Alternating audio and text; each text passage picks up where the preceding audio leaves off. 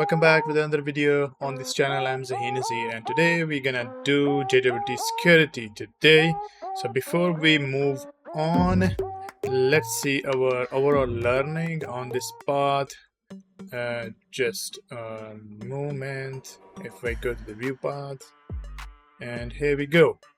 So most probably estimation completion date for this whole path is 9th of June 2025. Hopefully we'll be able to do it.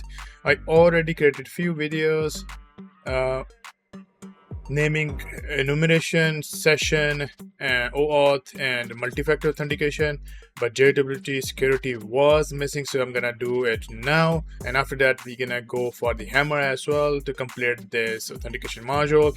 We're gonna go with all of these modules we have one by one on this learning path. So let's get into it. JWT security. So I will start my attack box, and I will also start the accompanying machine, which is in the task 2. All right.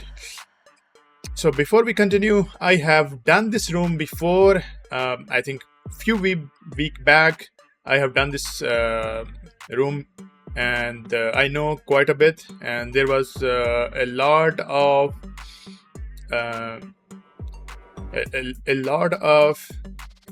steps where I was confused where to go, but hopefully by the end of this video you will be able to know all the things that I have learned offline. So let's get into it. So we have JWT security, learn about the JWTs, where they are used and how they need to be secured. All right.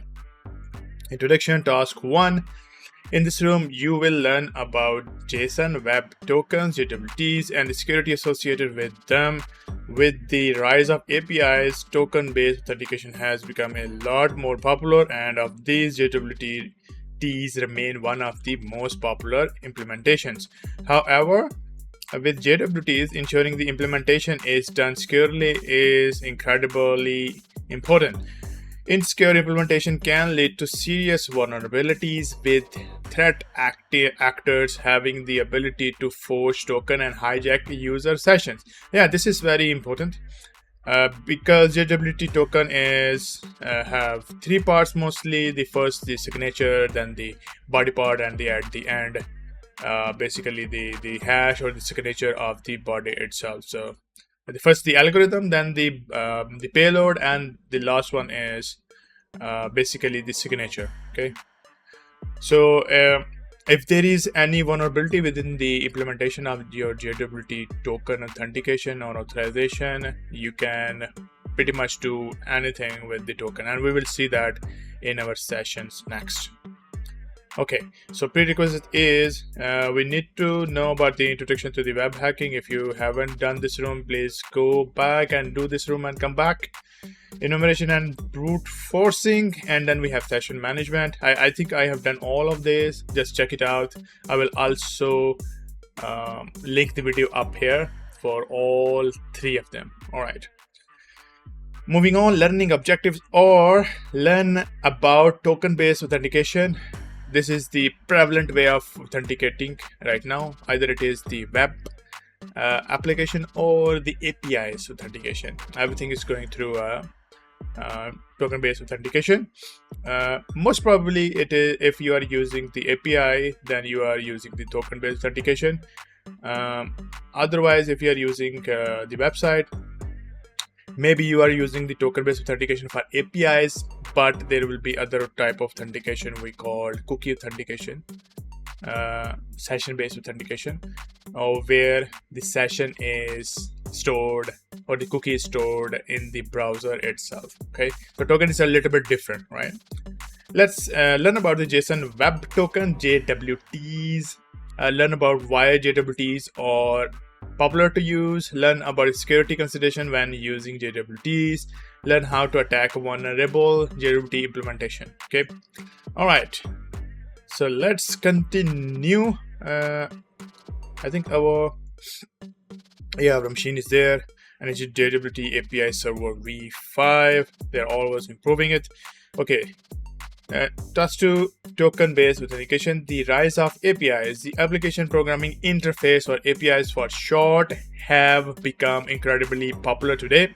One of the key reasons for this boom is the ability to create a single API that can then serve several different interfaces, such as web application and mobile application at the same time. So you can create just one API, and this API can be used to create the front end for in the web and front end for the mobile application. But in the background, the API will be the same kind of authentication, same kind of everything will be there. Okay, just the interface will be changed depending upon if it is web or it is mobile, right? So this is the architecture things that people take care of now. Before it was different APIs for web application and mobile application, but now single API will serve everything.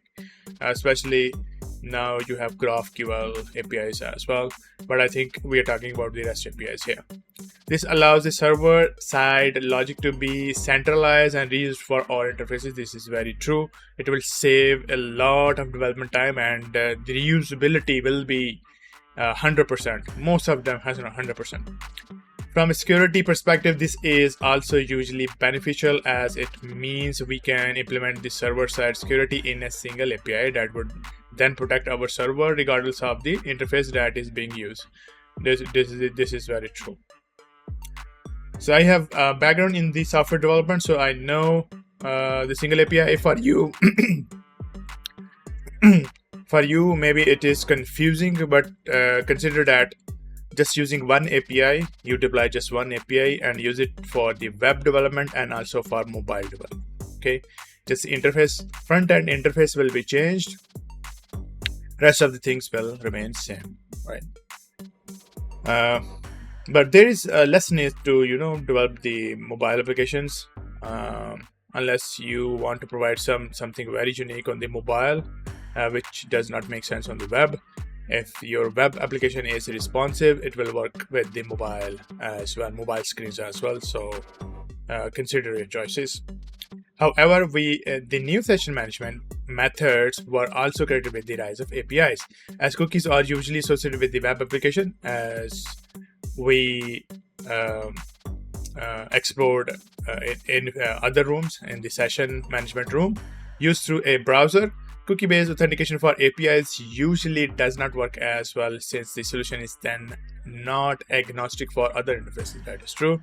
This is where the token-based session management comes in to save the day. True. Token-based session management. Token-based session management is a relatively new concept. Not that new. It is there, I think, now 10 years or more, I think. So if you know about the web API, if you have worked on Microsoft products, and if you know about the web API, so once they introduced the web API, I think with .NET Framework 4 or something, so it was introduced at that time. The authentication and the tokenization was there at that time, maybe 10 years or more, right? Maybe the adoption is pretty new, and that's why they are saying that it is a relatively new concept. But other than that, every other big company is using token-based authentication. Even the Google, Microsoft, and all this, and they are moving towards the passkey. If you know about the passkey, so this is not a new concept. It is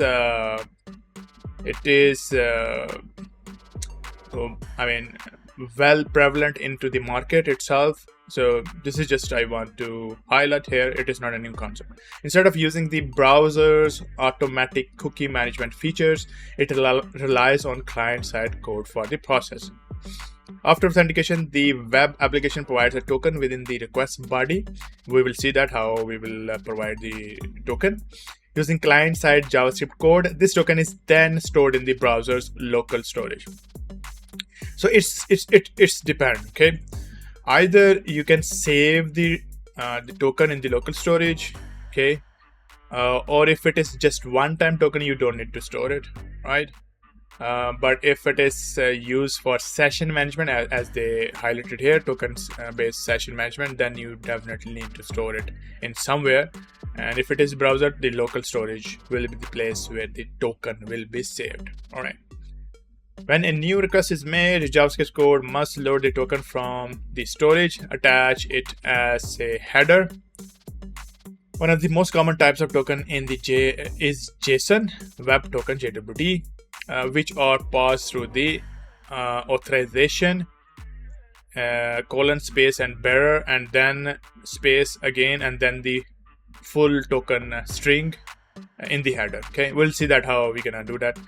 One thing is, it is not authentication, it is authorization. So the header name is authorization, so don't confuse it with the authentication. All right. However, as we are not using the browser's built-in cookie management features, it is a bit of Wild West where anything goes. Although there are standards, nothing is forcing anything from sticking to these standards. That is true. Tokens like JWTs are a way of standardized token-based session management. That is true as well. API project. During this room, you will perform exploitation against several APIs. APIs can be documented using several different methods. One popular method is Postman project or a Swagger.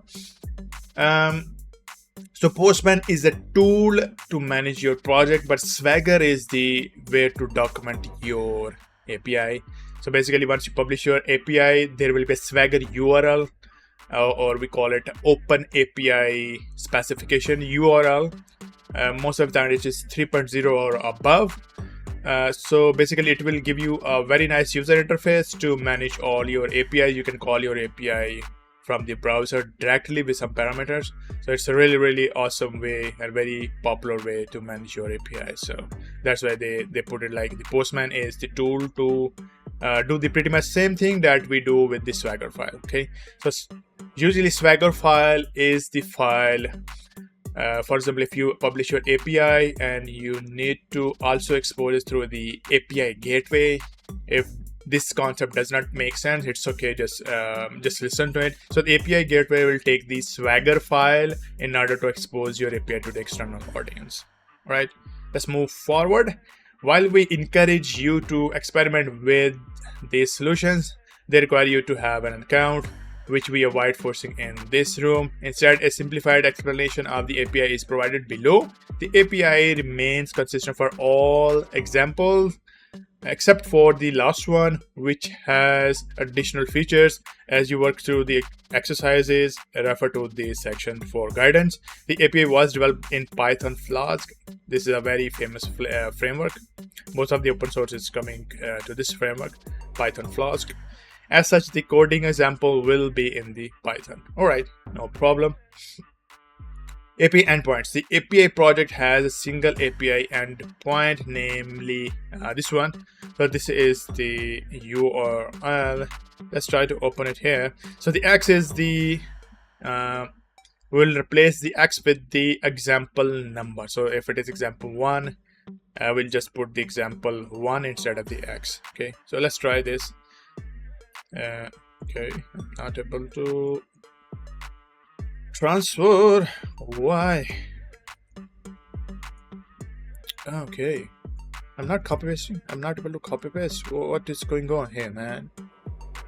I'm not able to copy paste. There's something going on here. All right. So let me type it for now. I think this is something related to the Chrome, Firefox browser. That's why I prefer to use Chrome, but my Chrome was acting up today, so I moved to this Firefox. Okay, not found. So let's see. 10.10.135 233 API v 1.0, then the example 1. Okay, we'll see. The X is replaced by the number of the example. This endpoint accesses two HTTP methods, post and get. They post to authenticate and receive your JWT. You need to make a post request with the credential provided in the JSON format. Get to get details about your user and ultimately perform the privilege escalation to recover your flag. Awesome. API credentials: to authenticate to the API, a JSON body with the credentials needs to be sent as the following. We need to have username and then the password, and password have X as well, so we're gonna replace the X with the example number. The X needs to be replaced with the number of the example. Okay. API examples: below are the two C URL, curl URL, we call it curl, or C URL requests you can use to interface with the API. For authentication, the following C URL requests can be made. Okay, so this is the request. I think in our case, we need to just type it in somewhere. So let's see, kind of, do we have any? We have Postman, we have Sublime text. So let's use the Sublime text to do everything here. I will not do any kind of update, we'll just use it here. All right, so for me, I need to type everything, so you can just copy paste. In your case, content. It is very important that you don't misspell, otherwise the request will not work. All right, so just go and use the copy paste feature. All right, for me, I need to type it. Okay, so username,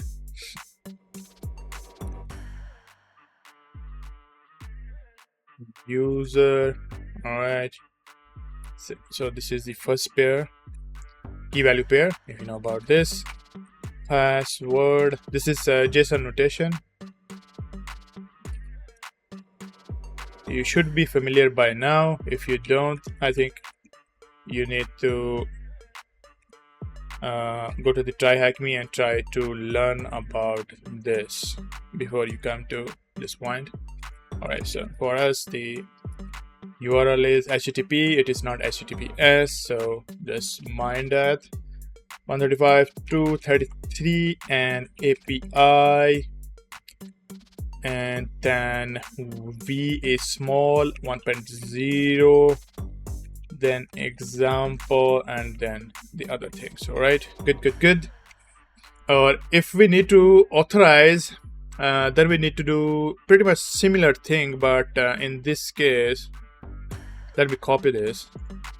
Okay, let me paste it. So instead of the content type, we are going with the authorize, right? So authorization, and then the bearer token, and here the token will come, right? Rest of the post request will not be there. We just need the example, and then username is equal to Y. All right, very good.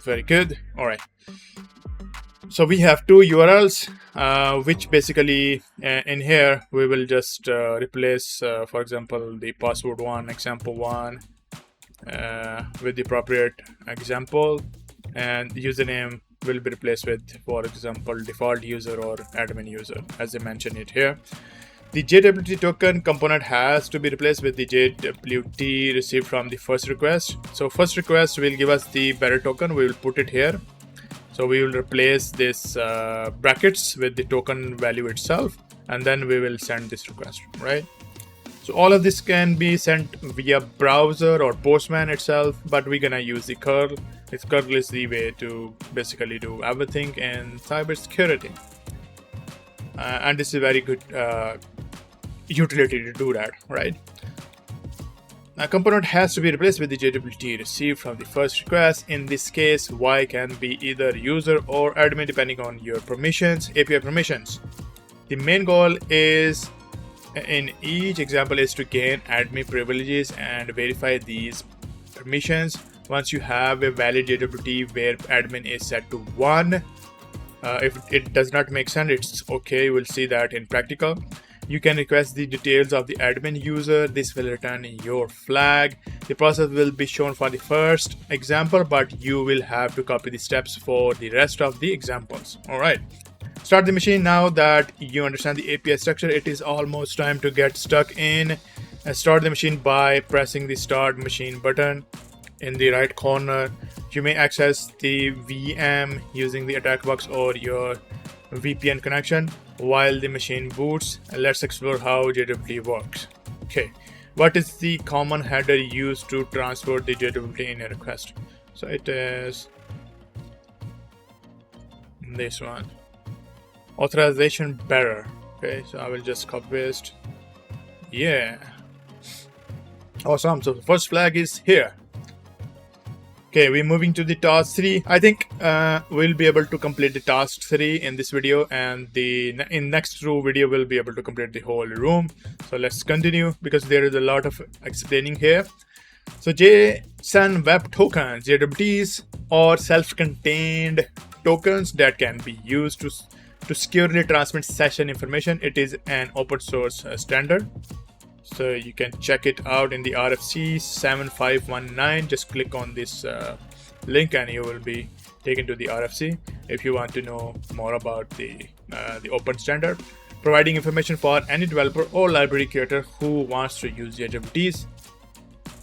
The JWT structure is shown in the animation below. So we have header where I mentioned the algorithm. So this is the algorithm, for example, HS256, and the type is JWT. So we have header. Header is the technical name, correct technical name. Then we have payload. The payload will have some key value pair values, as you can see here. So the most of the time you will not be able to decrypt this information unless it is base64 or something like that, right? And even though you are able to change it, the signature value basically make sure that if you change something, the signature should also be changed, or signature should be valid. So this part, if it is encrypted with some kind of private key, even though you change some values and provide us some signature here, you will not be able to basically go through your application because the signature value is not valid. So if there is any way, basically we will be able to see the signature, we are able to change some value and also generate specific signature for that value. In this case, once the application will see that okay, signature is valid, that means the values inside the token body are also valid, so it will take the values and do the processing accordingly.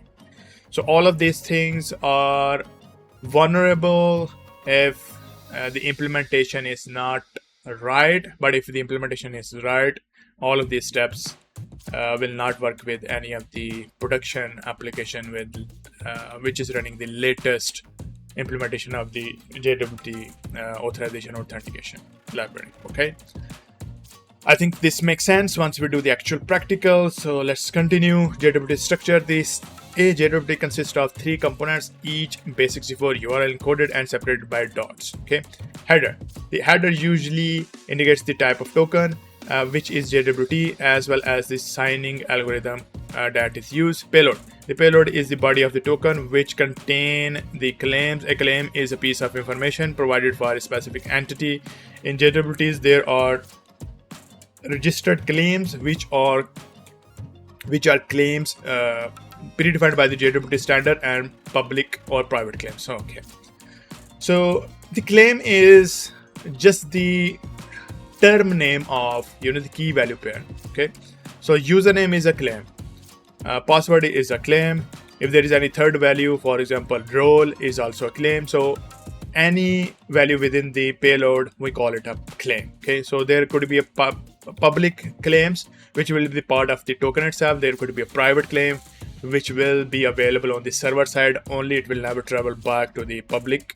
Okay, I think I have described a lot more on the claims on the OAuth room. I will just link the OAuth room there. Just click on it and try to go through the OAuth room, right? I have explained a lot more about the public and private claims, and it will be much more sensible once you go through that room. Okay, so I'm going to continue. The public and private claims are those which are defined by the developer. It is worth knowing the difference between public and private claims, but not for security purposes. Hence, this will not be our focus in this room. Okay, so this is not in this room. So just go to the OAuth room and you will get to know all of this. Signature. The signature is the part of the token that provides a method for verifying the token's authenticity. The signature is created by using the algorithm specified in the header of the JWT. Let's dive a bit into the main signing algorithms. All right. So just before we go, as you can see, the algorithm is HS256. Okay, so this algorithm will be used to basically create the hash. Okay, as you can see here. All right, signing algorithms. Although there are several different algorithms defined in the JWT standard, we really care about three main ones. All right, none. The none algorithm means no algorithm is used for the signature. Effectively, this is a JWT without a signature, meaning that the verification of the claims provided in the JWT cannot be verified through the signature. Okay, so pretty much this should not be used at all because this is not secure.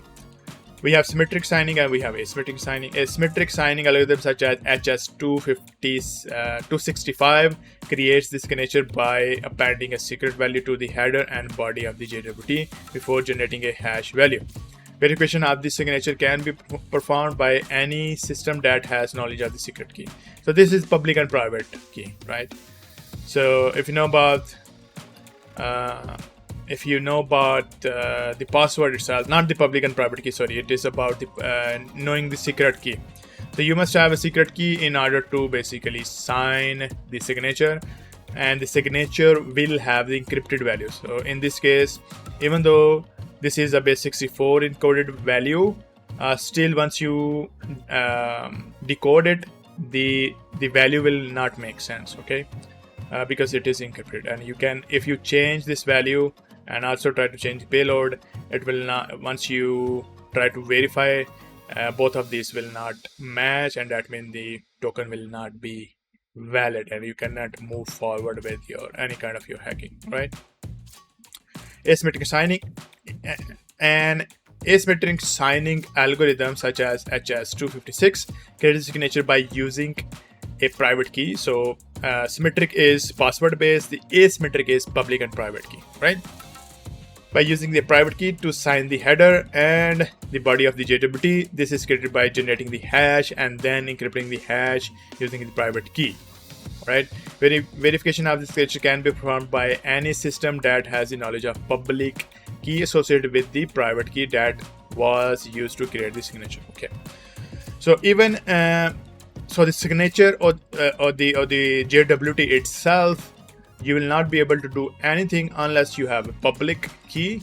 If you have public key, you will be able to basically take the string of the token itself and then verify, okay, if this is coming from right sender, because you will be able to decrypt it. Okay, and as mentioned here, the generating the hash, then encrypting the hash using the private key.